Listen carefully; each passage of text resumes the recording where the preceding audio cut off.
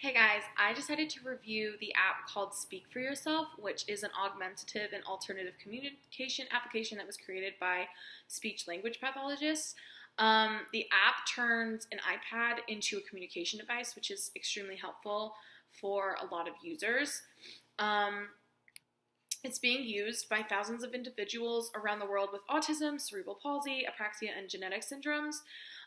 It's also being used in preschool classrooms to promote word finding, visual language support, and verbal speech development. In my written report, the first section of it is how customizable the app is, and it's extremely customizable depending on the user.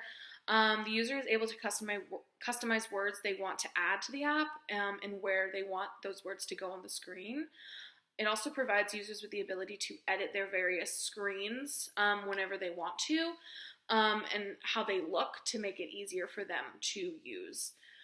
It allows for grammar or vocab to be easily updated to represent the student's current ability or usage, which is also very nice. So as they grow and build their vernacular, they're able to use a variety of words. Pictures and symbols are pre-programmed into the app. There's about 11,000 symbols that you can pick when adding a word, which is also extremely helpful because then the user will really be able to find a picture that matches the word they're using for their personal use of the word.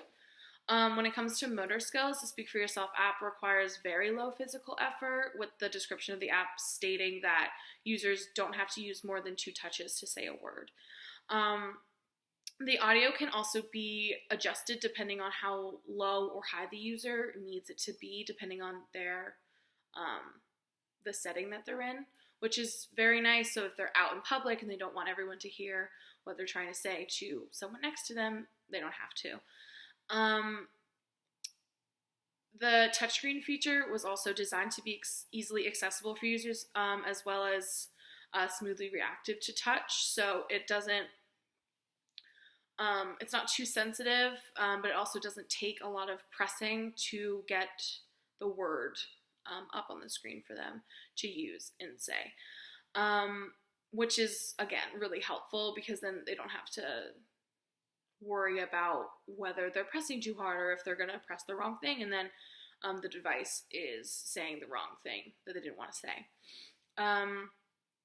The vocabulary is also shown to be organized depending on the user's individual preferences, and it can be set up for each specific profile. So within the app, you can develop separate profiles. So if there's like trial runs going on for different students and then they decide that they do want to use this as their communication device, they can upload that data onto another device and use it that way. So it's really helpful and accessible. So for minimizing resources and time, the app allows users to easily discover how to use the app as well as teach others how to use the app, especially since they mainly focus on the fact that users can use a word with only 2 touches.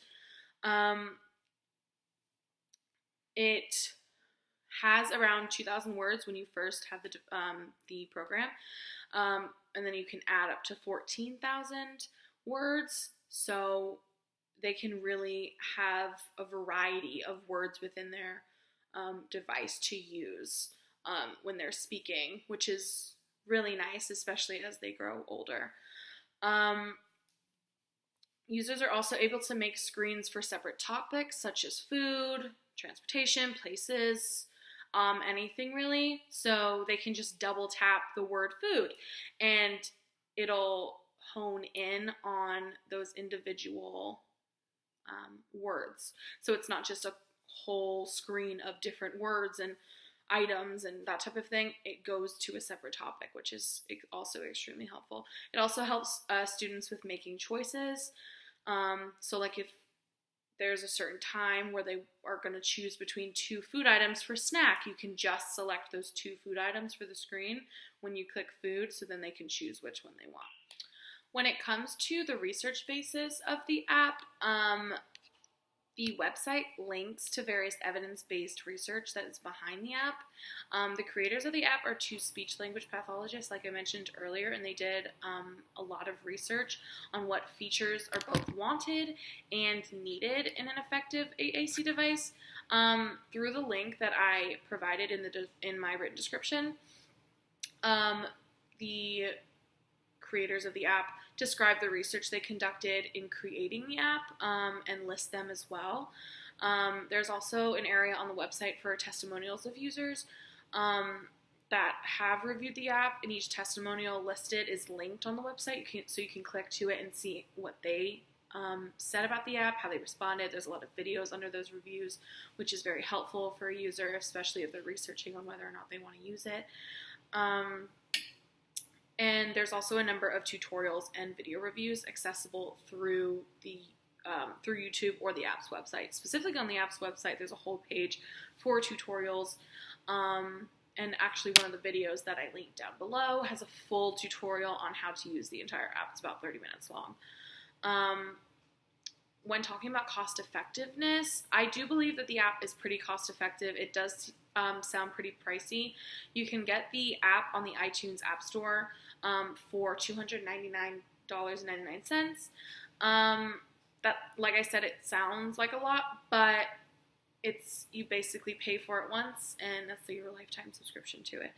You can download it on other devices, and also have a variety of profiles with a variety of words in this very large and accessible app, which I think is extremely helpful. The references that I listed below in the written description contain a lot of the Speak for Yourself website. So I listed the tutorials, the reviews, and then one of the testimonials from the users, because they had a lot of information of how they use the app, how it works for them, and then as well as a lot of videos that show what they're talking about, which is really helpful. And then, like I said, I linked the video for the full tutorial of how to use the app, as well as a video review that I found on YouTube that I found to be really helpful. So, yeah, thank you.